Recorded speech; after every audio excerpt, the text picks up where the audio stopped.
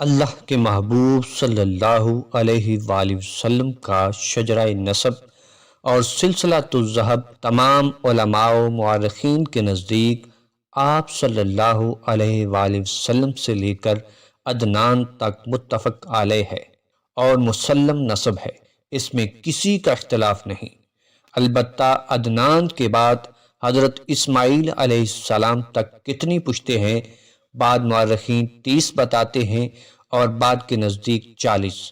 لہٰذا عدنان کے بعد آپ صلی اللہ علیہ وآلہ وسلم کا شجرہ نسب، اس میں اختلاف ہے۔ امام بخاری رحمۃ اللہ علیہ نے بھی اپنی کتاب صحیح بخاری میں عدنان تک ہی ذکر فرمایا ہے، لہٰذا متفق علیہ جو سلسلہ نسب بیان کیا جاتا ہے وہ یہ ہے: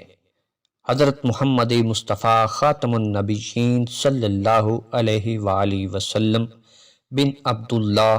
بن عبد المطلب بن ہاشم بن عبد مناف بن قصی بن کلاب بن مرہ بن کعب بن لوئی بن غالب بن فہر بن مالک بن نضر بن کنانہ